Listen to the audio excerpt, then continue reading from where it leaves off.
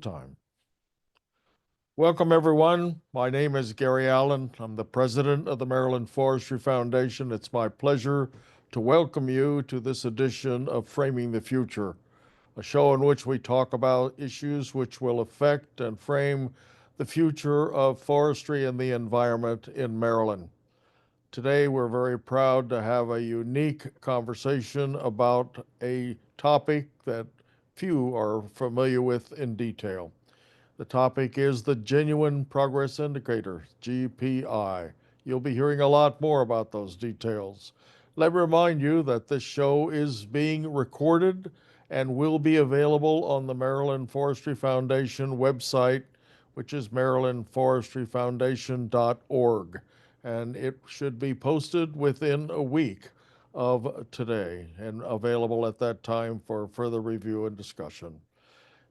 Having said that, it's my pleasure to turn it over to our moderator for these sessions, Megan Carr, our early Mel Fellow moderator and currently urban forester for the city of Baltimore.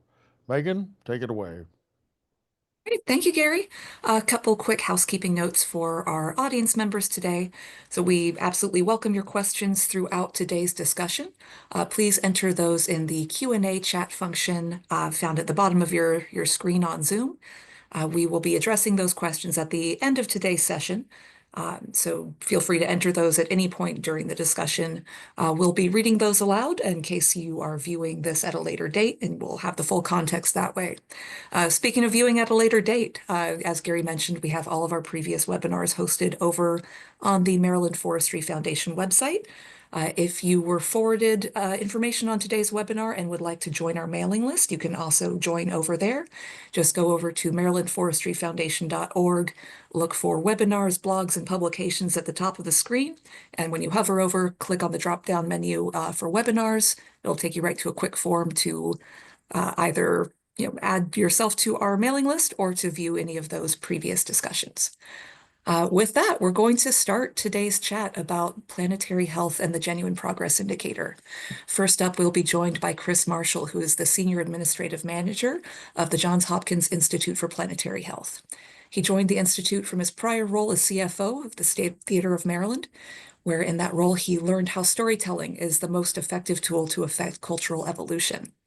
Prior to this role, Chris was the acting chief investment officer for the state of Maryland, located in the Maryland State Treasurer's office. While there, he was responsible for managing the $15 billion general fund, among other duties. Prior to joining the state, Chris spent over 26 years filling multiple roles at the Baltimore-based investment management firm T. Rowe Price. He began his career there as a temp and grew to eventually become vice president in investment operations. Outside of the office, Chris has received the United States Presidential Volunteer Service Award for his work as president of a small local sustainability-focused nonprofit, Baltimore Greenworks. Chris has been board president of 2 other local nonprofits, along with other board positions. He's a certified Treasury professional and holds a yellow belt in Lean Six Sigma process improvements. He received a Bachelor of Arts degree from McDaniel College and a Master of Science in Business and Finance from Johns Hopkins Carey Business School. While originally from California, he has spent most of his life in Baltimore City, where he's currently raising a family with his wife between infrequent triathlon races. And Chris, I like that you specified they're infrequent, as though it makes it less impressive somehow. I don't think that's right, but we will turn it over to you, Chris. Thank you for being here. For having me. I am going to jump right into a screen share. Hopefully everyone can see my screen right now. We are waiting for that to load. There we go. Looks great. I'd love to start out with a thank you to you all at the Maryland Forestry Foundation, Megan and Gary. I am thrilled to be invited today. And you introduced me so eloquently already, so I don't know if I need to spend much time other than saying I've had a few different roles, but this is actually my dream job. There's nothing that I would rather be doing right now. And I'll tell you why, and it's the story of planetary health. So what we want to start today by doing is looking at the story at a macro level and then drilling down to the micro level and understanding how GPI threads through that entire theme. So the story starts centuries ago, but we're actually going to pick it up in 1950 when we saw tremendous public health gains. Some examples are global child mortality decreased from 225 deaths to 37 deaths per 1,000 live births. Life expectancy increased from 46 years of age to over 73 years. And world poverty fell from 63% to 10%. These gains were due to public health interventions, new technologies, access to food, water, and education, and other factors. So with those gains, we saw a great uptick in many areas. Certainly human population grew exponentially. We have real GDP here at the top center. I've tried to make it a little larger. We're going to circle back on that. Just took off with obviously the population growth and our greater consumption. Our use of fresh water and the number of motor vehicles, fertilizer consumption, production of paper and plastics, primary energy use, along with many other examples. So with that increased production and consumption, we also saw a corresponding change to our natural systems. So for example, you can see the line where a great impact is occurring around the same exact time in 1950. Right now, to feed ourselves, we annually use about 40% of land surface for pastures and croplands. We use about half the planet's accessible water, largely to irrigate our crops. And we exploit about 90% of the global fisheries at or beyond their maximum sustainable limits. In the process, we have dammed a majority of our rivers. We have diminished the quality of air, water, and land. And we're driving the sixth mass extinction. Roughly 1 million of the Earth's species are facing extinction within decades. So that introduces the ecological paradox. As we've seen human health and well-being really take off, we've seen the ecological health and well-being plummet correspondingly. So how do we measure ecological health and well-being? The planetary boundaries model is an important tool. It's a set of 9 boundaries within which humanity can continue to develop and thrive. Crossing these boundaries become beyond the green center increases the risk of generating large-scale environmental changes. As of 2023, 6 of the 9 planetary boundaries have been crossed due to human activity, and you can see that in orange. The headline of this slide is that our planet is in the emergency room. This slide shows those changes over a 15-year period. It shows initially in 2009, 3 of the planetary boundaries being crossed, then 4, and then 6 in 2023. The 3 newest boundaries that have been crossed are land system change, freshwater change, and novel entities. An example of that are plastics. So we talk a lot about global warming and climate change, and it is about global warming and climate change, but it's also about everything change. It's about how we use land. It's about the air we breathe. It's about health and disease concerns. These changes affect our health and jeopardize decades of public health gains in infectious disease, non-communicable disease, and mental health. Global environmental change has created a rise in cases of cardiovascular and respiratory disease, infectious and diarrheal disease, and malnutrition. It also causes displacement, migration, and conflict, leading to civil strife and trauma. If we use just the carbon dioxide emissions, we can look and notice the concerns around equity and justice, how changes disproportionately affect poor and marginalized countries and communities. The global north accounts for the vast majority of global carbon emissions, but are some of the least vulnerable to the environmental challenges that we're experiencing.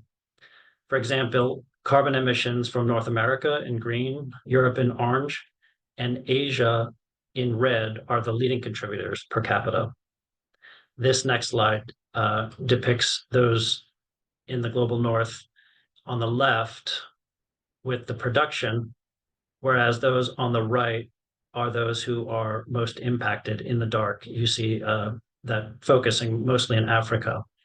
So those who emit the least are the most vulnerable, have the fewest resources to adapt to climate change, and are those most likely to be displaced and forced to migrate. So we revisit that ecological paradox, and we know as ecological health and well-being decreases, so too will human health and well-being. We know there's a drop recently in the US with life expectancy. We just saw that for the first time. So how do we reconcile resource needs of the current human population to thrive with the need to ensure the health of future generations? That's the field of planetary health. Planetary health is a solutions-oriented, transdisciplinary field and social movement focused on analyzing and addressing the impacts of human disruptions to Earth's natural systems on human health and all life on Earth. It comes from a Rockefeller founded study, and it was published in The Lancet in 2015. Planetary health benefits from a long legacy of contributions from multiple other fields, including geosciences, global health, behavioral sciences, and economics. It is transdisciplinary. It integrates these fields to create new conceptual, theoretical, and translational innovations that move beyond a discipline-specific approach. Two examples: the Welsh government launched the Well-Being of Future Generations around the same time as the study was released in The Lancet. And more recently, just last year, the Planetary Health Annual Meeting occurred in Malaysia, and the Malaysian government launched the National Planetary Health Action Plan in Kuala Lumpur to coincide with that. So we're obviously thrilled to see these governments embracing planetary health concepts. Planetary health includes climate change, also land use change, freshwater scarcity, pollution, biodiversity loss, etc., then works to understand how these changes interact in complex ways to affect human health via infectious and non-communicable diseases, harming mental health and well-being, reducing access to nutrition, and contributing to conflict, displacement, and trauma. For example, nutrition is negatively affected by the changing climate and limited availability of clean water and arable land, and loss of pollinators, and marine degradation. This slide helps to reconcile planetary health amongst other frameworks. Some of us may have or may be familiar with climate change and health, which focuses intuitively on human health impacts from climate change. And then also One Health, which traditionally has focused on zoonotic diseases, which is an important component of infectious disease. Planetary health looks across a broad array of human-caused biophysical changes to develop a holistic understanding of their interconnected effects on the health and well-being of humans and all living creatures.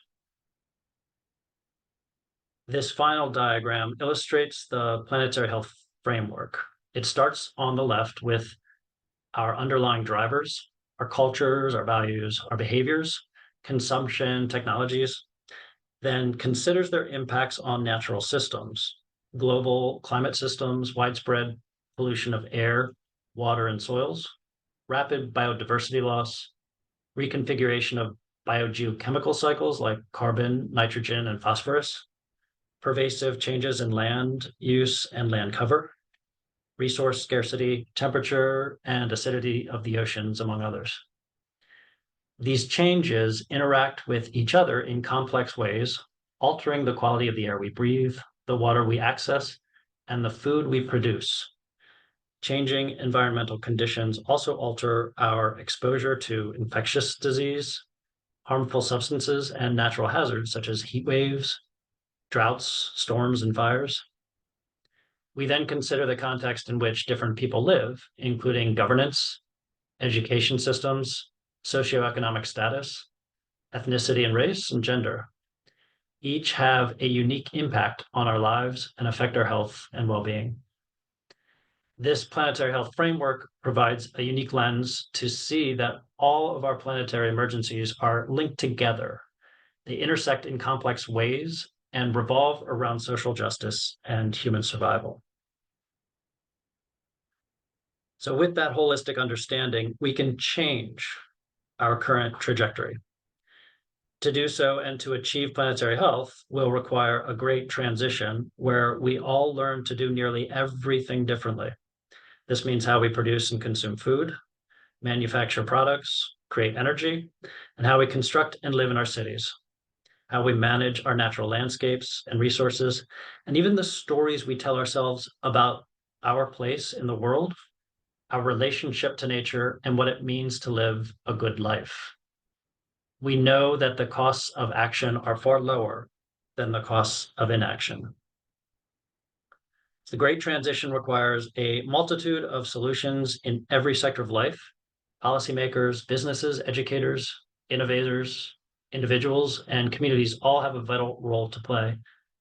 And as we think about these solutions, we must ensure that resources are allocated equitably among nations and within societies and communities. We can then revisit the original ecological paradox and work instead for ecological harmony. So in addressing these challenges and shaping a future where humans thrive, we must also recognize the power of collaboration. Collective action harnesses diverse perspectives, resources, and expertise to tackle complex issues that no single entity can solve alone. Together, we can envision a future where humans flourish in harmony in nature, where cities are designed for sustainability, and where there's room for the entire biosphere to prosper. As we navigate these challenges, we rekindle our reverence for the natural world and recognize the intrinsic value it provides for future generations. We will act with urgency and determination to shape the better tomorrow and for all, and to set examples for those who follow. So how does GPI fit into this story of our planet? We've been using GDP since the 50s. GDP makes no adjustment for how much we're all working, for volunteer work, for example, for people working in the home. GDP counts bads as well as goods, such as natural disasters, pollution, and crime all contribute to GDP. Human health is not a contributing measure of GDP. It is for GPI. GPI adjusts GDP for environmental, social, and other costs and benefits, providing a more holistic view of the country's economic welfare. So I love this quote: "What we measure affects what we do. If we measure the wrong thing, we will do the wrong thing. If we don't measure something, it becomes neglected, as if the problem didn't exist." Maryland is one of the few states that measures GPI for itself. And Dr. Campbell, we're going to hear from after Beth, is one of my heroes for doing that measurement. And before I give it to Dr. Campbell, though, I get to hear from another one of my heroes. I'm actually thrilled to hear both of their stories that we're about to. Dr. Beth Blauer is next. But if you care, I'll leave this up for just a moment to learn more about GIF, and I can also share a link to the Planetary Health Alliance. All right, I'm going to stop sharing. Thank you. That was great. Thank you, Chris. Yeah, and you teed us up beautifully for our next speaker. We're joined by Beth Blauer, who is the Vice President for Public Impact, where she oversees Johns Hopkins University's strategies focused on the city of Baltimore. Prior to her current position, she was the Associate Vice Provost for Public Sector Innovation, where she oversaw the Bloomberg Centers for Government Excellence and Public Innovation. She's the former executive director and founder of the Bloomberg Center for Government Excellence at Johns Hopkins. She built GovX to be the leader in data-driven insights for city leaders and public sector practitioners from around the world, having successfully worked with over 200 mayors to advance the use of data and evidence in local governance. Under Beth's leadership, the center's notably hosted, led, and supported the Coronavirus Resource Center at Johns Hopkins as its data lead. Prior to her career at Johns Hopkins University, Beth entered public service as a juvenile probation officer in Maryland, where she was quickly promoted within the department to become its chief of staff. In this capacity, she began working on the creation and implementation of StateStat. In 2008, then Governor Martin O'Malley asked her to lead his nationally recognized StateStat program, which became an international model for excellence in government and has since been replicated around the globe. Following this model, she then designed and launched Socrata's GovStat platform for federal, state, and local governments. As an accomplished public servant and international expert on government performance programs for more than 15 years, Beth has dedicated her career to improving people's lives by bringing data into government's decision-making processes. And we are very excited to have her join us today. So thank you, Beth. Thank you, Megan, and thank you, Chris, for the very thorough introduction. I am really happy to join you. I want to remind everyone that this should be more of a conversation. So if you have questions, or if anything that we're talking about is sparking some ideas, to use the chat function, and I want to be able to be as responsive as possible to your interests in the Genuine Progress Indicator and sort of the way that it showed up in the work that I do. So to start, I am going to actually focus on where I got started in my public sector career, which was as a juvenile probation officer. I started that work more than 2 decades ago here in the city of Baltimore. And I was put in a position in the early part of my career to make really hard decisions in the lives of children and families when they were at this sort of acute moment in their own lives, and their child had committed serious offenses, and I was supposed to make a decision about whether or not the child should go home with the family or should stay in the care and custody of the state. And I did that with no data whatsoever. The only information I had was a police report and the kind of immediate information that I was getting out of a conversation with the child and the child's guardian or parent. And I started to realize that there was sort of a data crisis that was happening across government, in which data wasn't being shared. So I didn't know whether that child had been in school, whether that child had access to food, whether that child had a stable home environment they could return to. None of that information was available to us. And I became a very outspoken advocate for data sharing that happened across the agency to create better outcomes for those individual families. Because what I was seeing in the converse was that we were sending kids into a system that was plagued with inefficiencies, that was being driven by bureaucratic decision-making, that was being driven by the necessity to cut costs, to think differently about the way that we were spending public investments, and also at the same time trying to achieve things like reducing crime or to have better outcomes in schools. And these two things were really deeply at odds. And I was really struggling with the kind of notion that we had to do our work in better, faster, more efficient, and cheaper ways. But at the same time, I was responsible for creating more public safety in the community, for thinking differently about why certain interventions that we were deeply invested in as a state weren't working, and they were creating worse outcomes, and children were creating more and more challenges to public safety. And I started to really look at alternatives to measuring the success of public investment that were not purely driven by GDP, because it was a bit of a fallacy in this sort of small pocket of the work that we were doing, which was really thinking about the performance of our agency based on how well we were spending public dollars, instead of how well children were doing in our care and custody, and whether or not we were being contributors to creating a more meaningful society, and a society that valued the participation of children, both in public life, but in our communities, and in the way that they were interacting with all of the different public systems.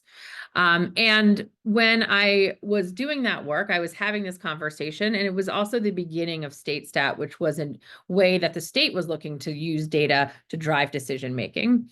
And in that moment, moved from the Department of Juvenile Services to the state to lead the state's efforts of also using data. And this wasn't just about kids and the Department of Juvenile Services, but I was now being asked to think about the health of the Chesapeake Bay, and how data could be used to improve the outcomes that we were seeing in the health of the Chesapeake Bay, to reduce childhood hunger, to create more jobs for people that were living in our city, to think differently about our sustainability measures. And again, I was up against this sort of crisis, which was that my success was being measured on dollars saved, or how quickly we could optimize different processes in the bureaucratic frameworks. And what I wasn't seeing was whether or not we had an alternative also of that measurement to see whether or not our communities were healthy and whether people were actually happy or they were doing work that was meaningful to them, where we knew there would be better outcomes in those families and in those households.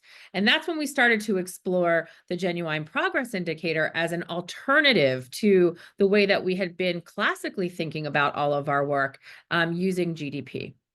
So I'm going to share my screen here. Can everyone see my Genuine Progress Indicator slide? Yeah, great. Yep. And so I look at this quote, and this is a quote that Robert Kennedy, this is an excerpt from a much longer quote that he used in 1968, but he says the gross national product, which we now think of as the GDP, the domestic product, does not allow for the health of our children, the quality of their education, or the joy of their play. It does not include the beauty of our poetry or the strength of our marriages, the intelligence of our public debate, or the integrity of our public officials. It measures neither our wit nor our courage, neither our wisdom nor our learning, neither our compassion nor our devotion to our country. It measures everything, in short, except that which makes life worthwhile.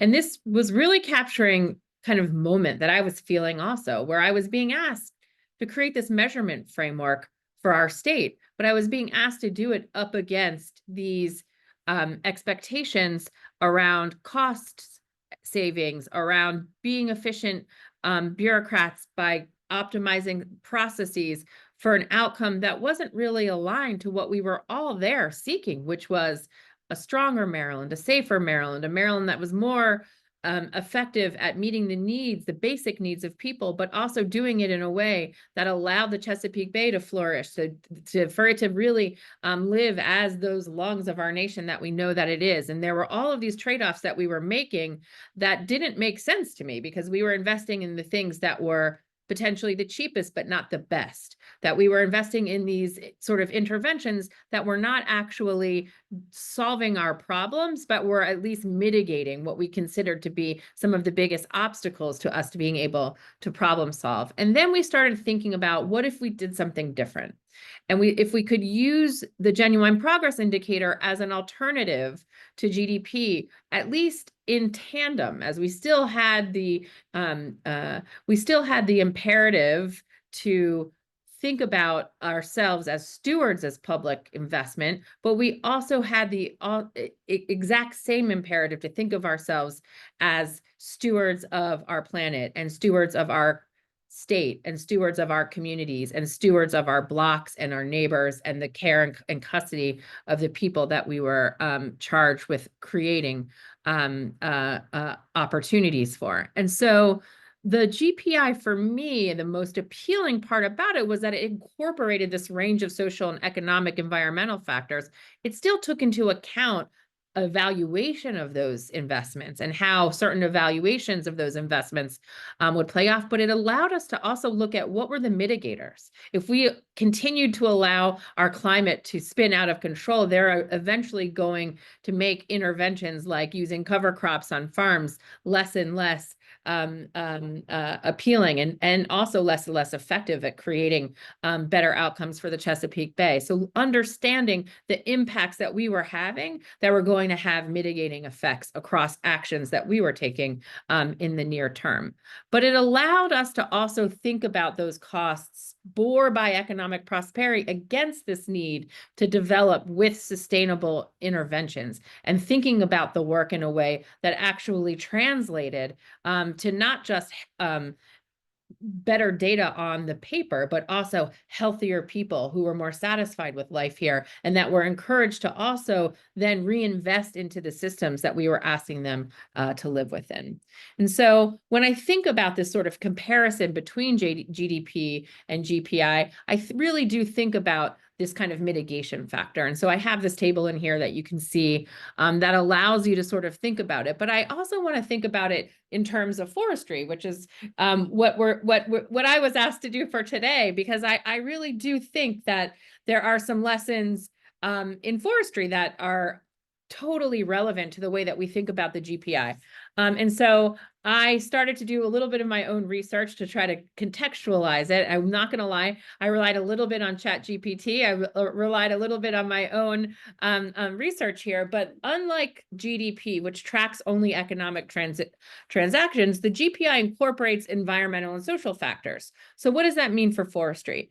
It takes more comprehensive tool for assessing long-term sustainable growth.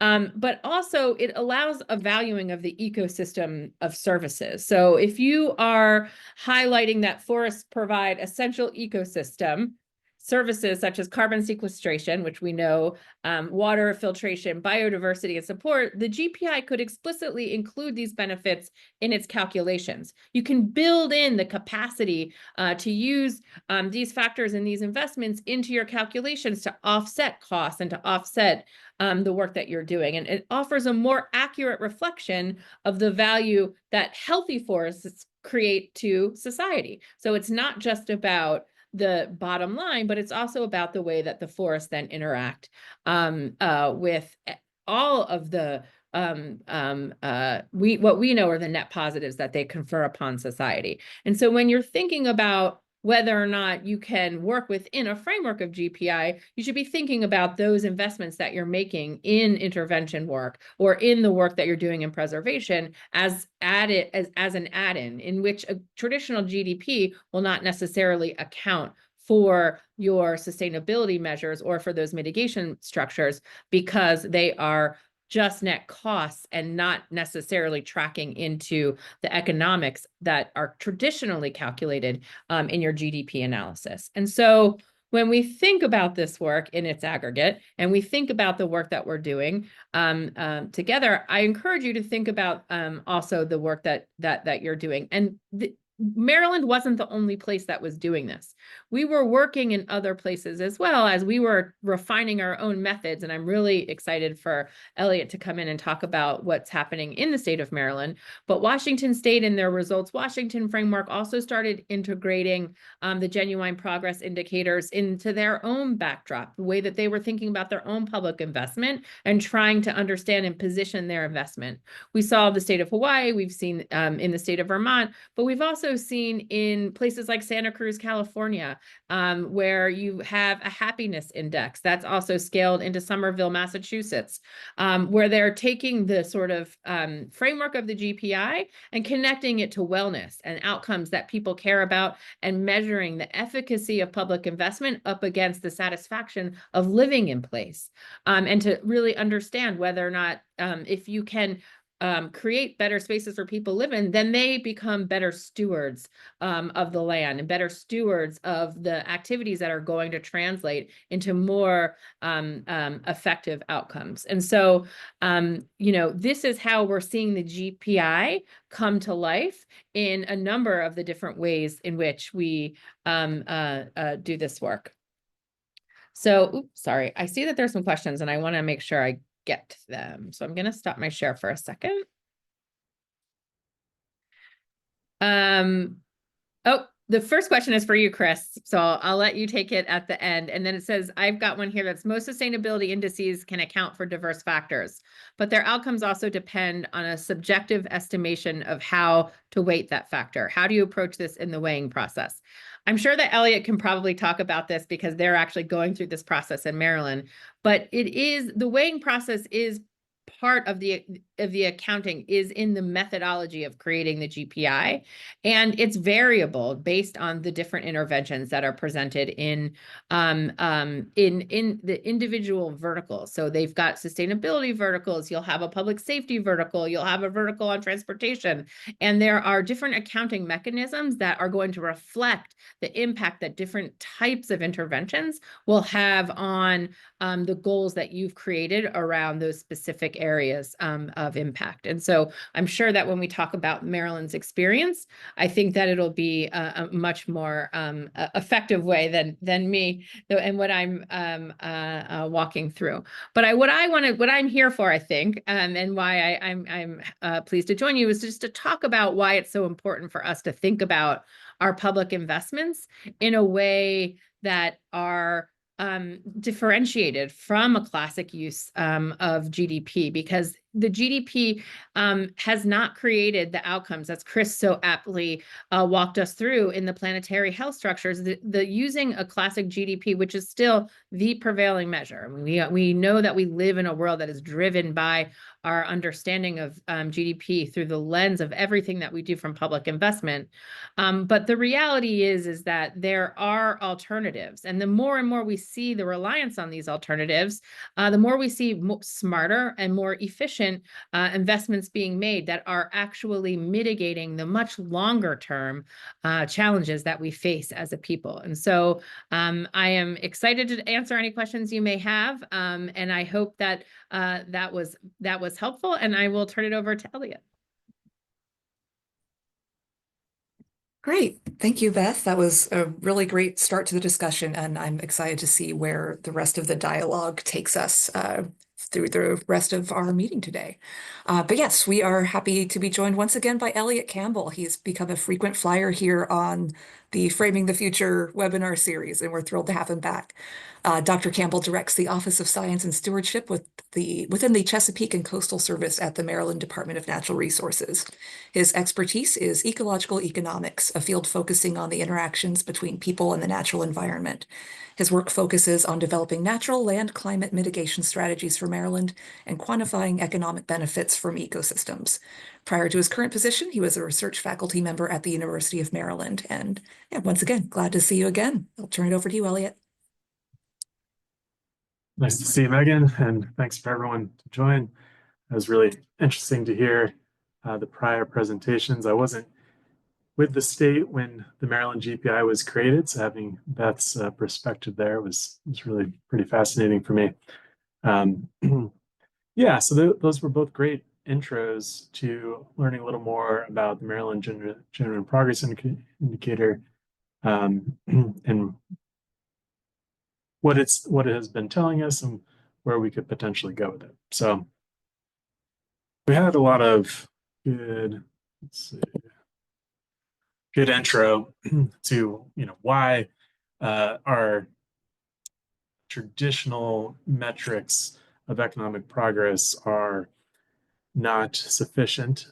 But here's a graph of gross domestic product per capita, so the amount of money circulating the economy per person. And you can see that it's gone up pretty steadily in the United States since 1990.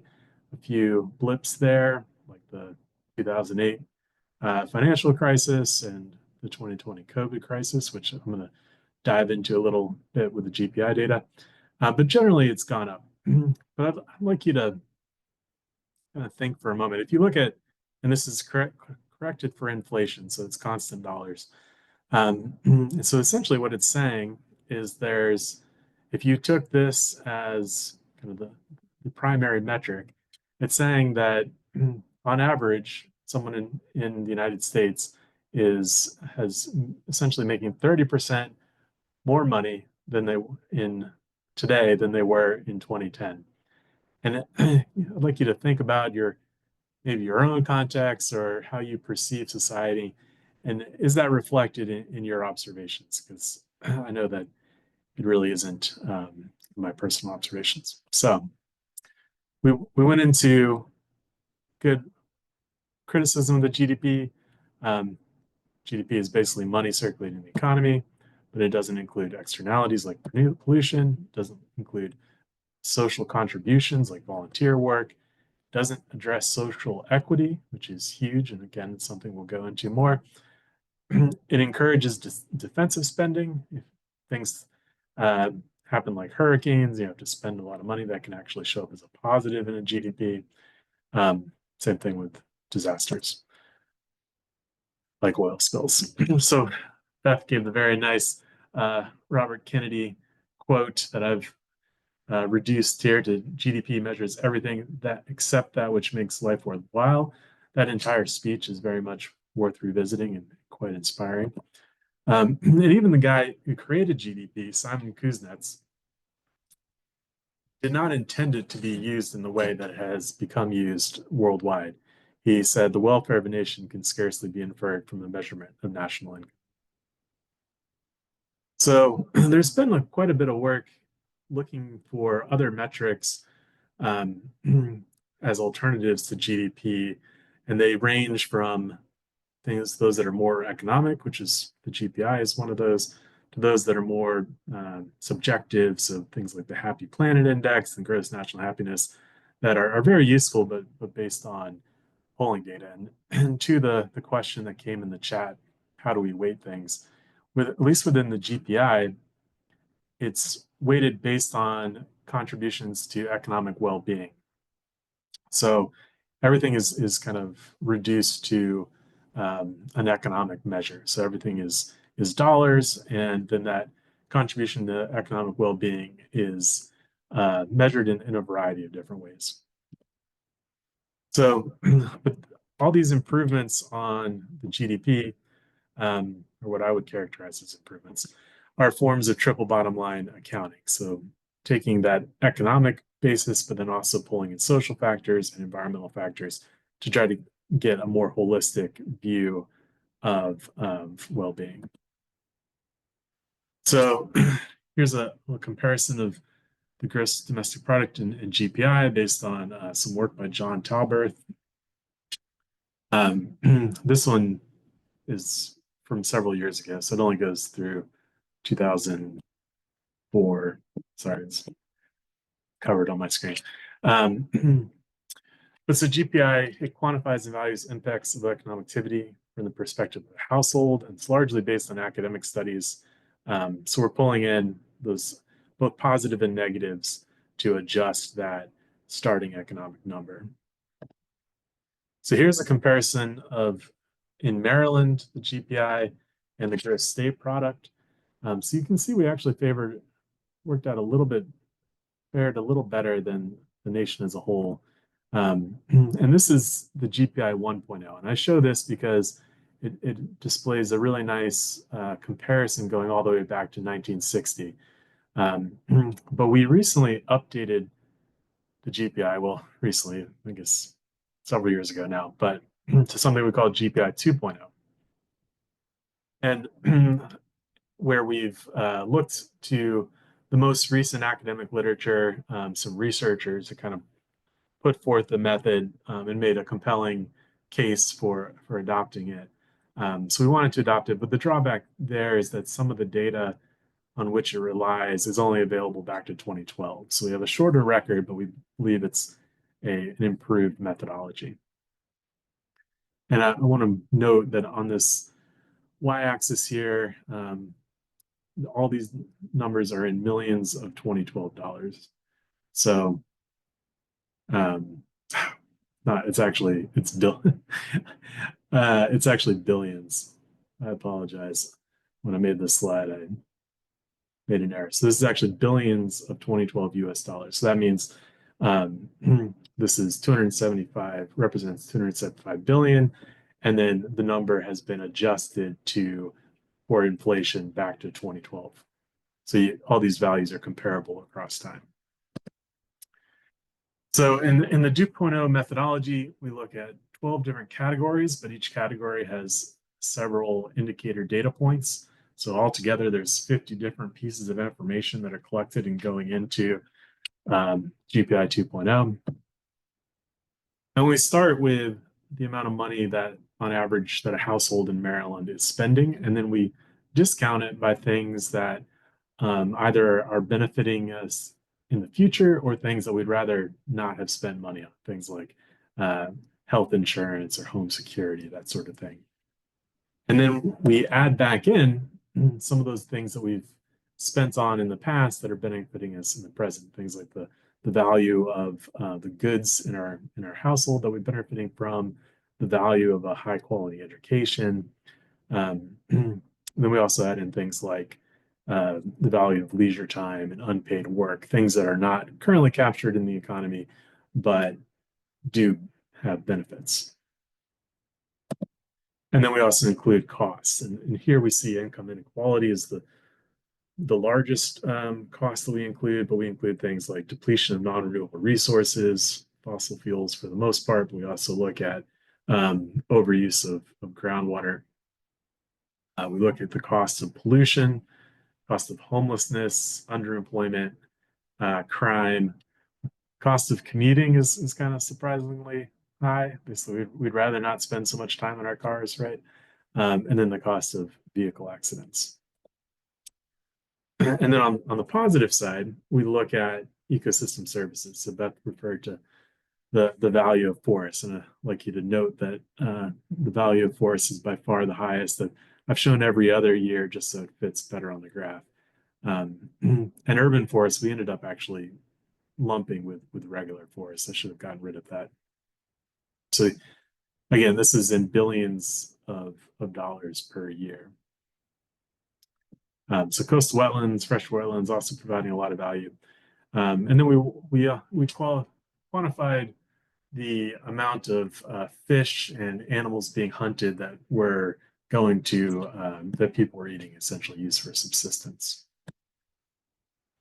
But on the flip side of that, we quantify the value of the natural capital that's lost when lands are converted. So here, this natural capital depletion, again in billions of dollars, is the loss of forests and wetlands, which is held pretty steady and actually declined a bit in the last few years. Whereas the agricultural lands, that cost of loss of agricultural lands has increased over time. So I want to drill down a little bit into the COVID pandemic, because one challenge with the GPI is that it is this synthesis metric, so it can be hard to pull out like impacts of individual policies. But it does do a good job of looking at these kind of large scale societal events. So I think we can see that with COVID, looking at our most recent year was 2022, which we just performed the update, but unfortunately we're only able to get a complete data set back to 2022. So you can see an increase in public provisioning. So that's government spending, particularly in 2021. Kind of that COVID stimulus is showing up there. Interestingly, people stopped going to the library as much in 2020 and 2021. I think people were just not going anywhere at that point. Cost of greenhouse gases, we see a dip in 2020 and then a slight recovery in 2021, decrease in 2022. Maryland is one of the states that's done the best in reducing their greenhouse gas emissions, so it's nice to see that reflected here. And then, of course, the cost of underemployment really peaked in 2020 as many people were out of work at that point. And then we saw it reflected in the cost of, or in household budget expenditures slightly, right? This is not a huge drop, but a slight drop from 2019 to 2020. But what that household budget expenditure doesn't show that we can reveal by looking at this cost of income inequality, where we looked at basically all the tax returns in the state and how that distribution of income changes over time. What this reveals is that income inequality increased quite a bit, and then I was really actually quite surprised by this. It continued to grow in 2021 and 2022. I'll be really interested to see what happens to it in our new update. But essentially what this tells me is that while while the average person suffered quite a bit under the COVID pandemic, the very rich actually benefited in many ways, or at the very least did not suffer much income loss. So I thought that was pretty interesting, and a compelling reason, because that's something that you wouldn't see just looking at things like the gross state product. So where are we heading with this now? I'm out here doing events like this, talking about the GPI. We have a commitment to update it on a yearly basis. I'm actually going to be interviewing summer interns tomorrow and then next week to work on this. We had a really successful program last summer, and I've had an intern a few times over the year, and that's always worked out really well, because it's a lot of work kind of combing through and putting all the data together. So it's really nice to have some help there, and that commitment from the state of Maryland. Building partnerships like with Chris and the Planetary Health Institute, I think has been really exciting direction for this. I mean, having folks that are interested and will use the information is really what we're looking for. And then there's been some successes we've had in using this GPI framework and applying, maybe not the exact GPI, but applying aspects of it, or that triple bottom line accounting approach. Things like our ecosystem service accounting that we've done at the department, other natural capital accounts is something that was gaining a lot of momentum at the federal level. Well, not so much anymore, but that was, we were really well poised to have natural capital accounts, because in many ways the GPI already includes them. And then, GPI, I don't want to give folks the impression that the GPI is perfect. I think it's really good at pointing the arrow in the right direction, but I wouldn't, make the claim that just using the GPI is how we're going to get from the world that we are now to the world that we need to go, that Chris laid out. But I think it's a good step towards that sort of recognition of values beyond just those quantified in the economy. So we have a really nice, we have a website that has all this information, and I've included the URL here, but really the easiest thing is to just Google Maryland GPI. It should be the first thing that pops up. So that's what I usually advise folks. Thank you all, and I think we're ready for questions.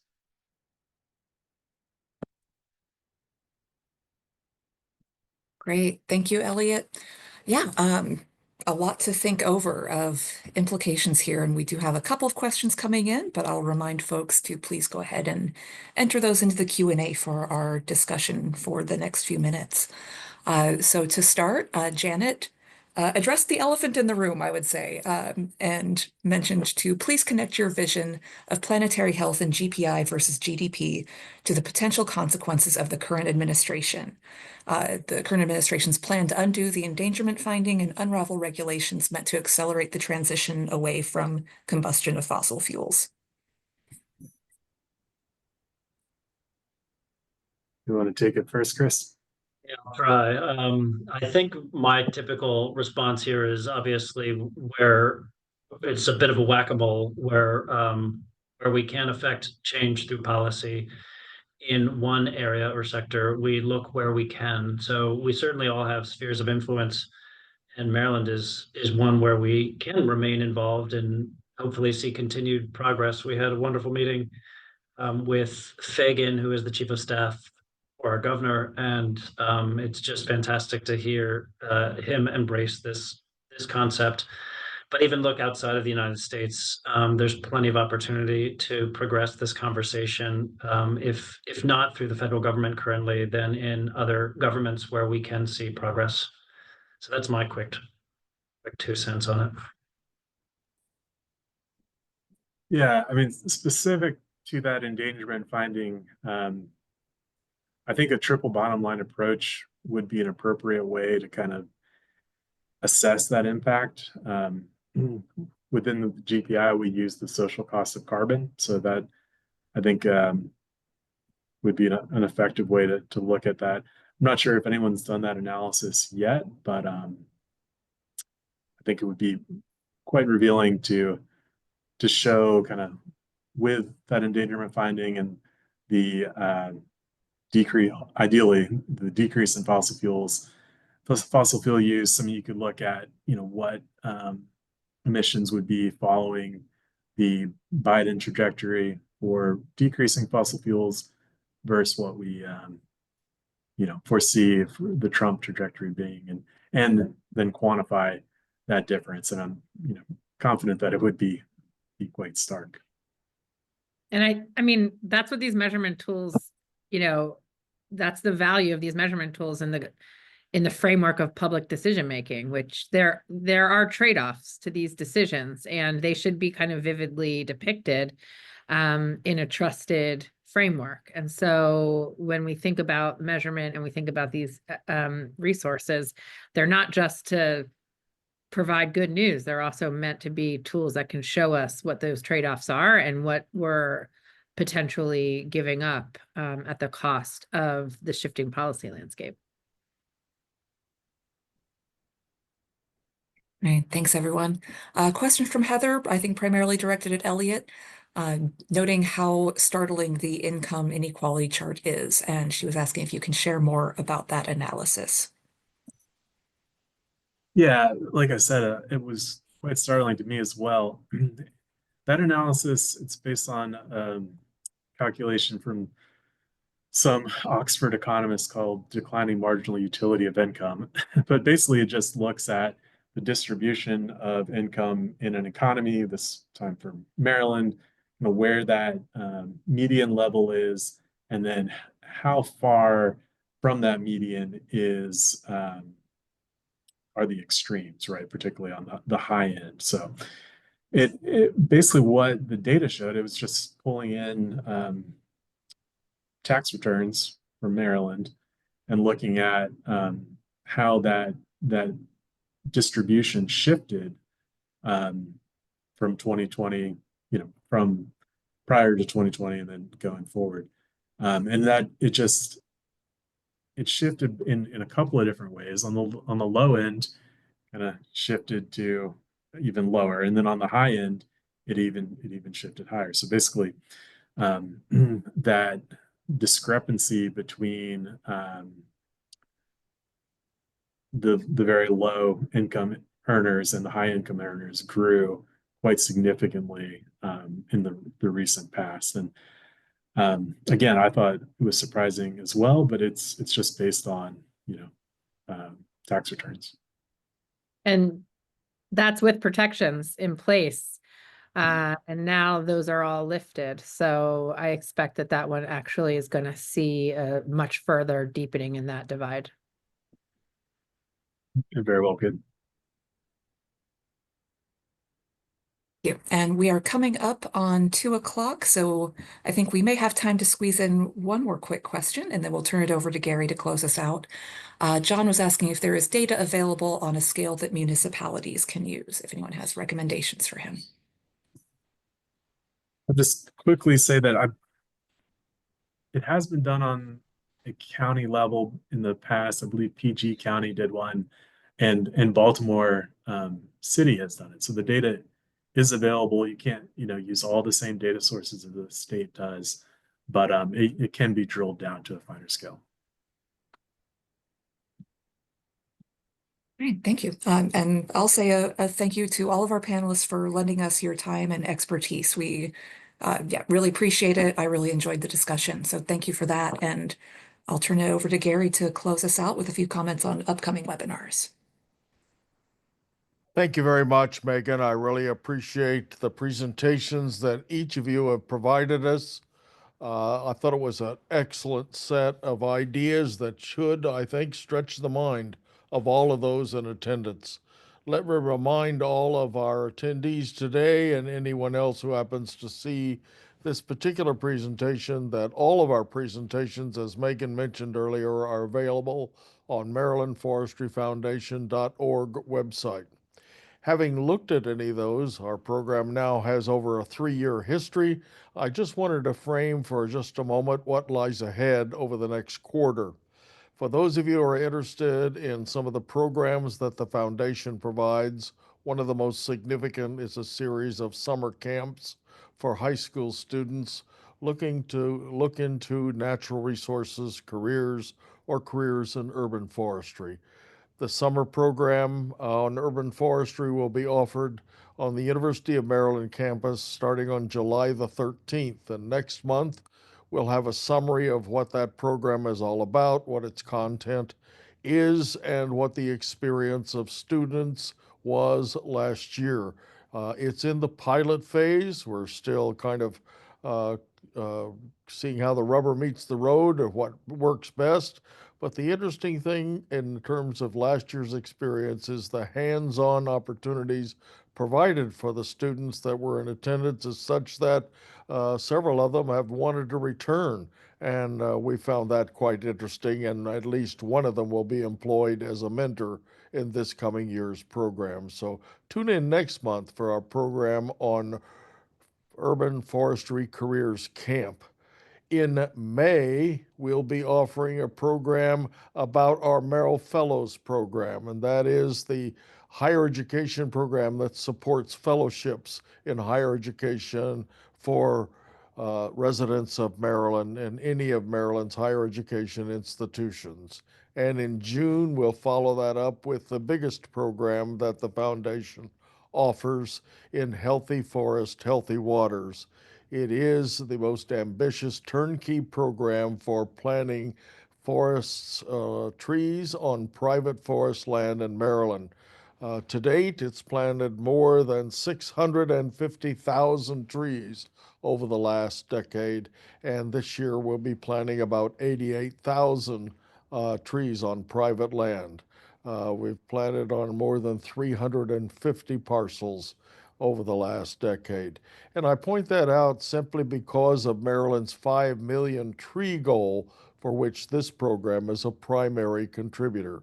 So look to framing the future over the next quarter. Again, I want to add my thanks to the panelists today for providing a really excellent set of presentations to help us understand the genuine progress indicator, and invite you back the third Thursday of every month to see what are the issues that will frame the future of forestry in Maryland today. Thank you very much for joining us. Thank each of you for being a part of today's program. Thank you, Megan. Bye-bye.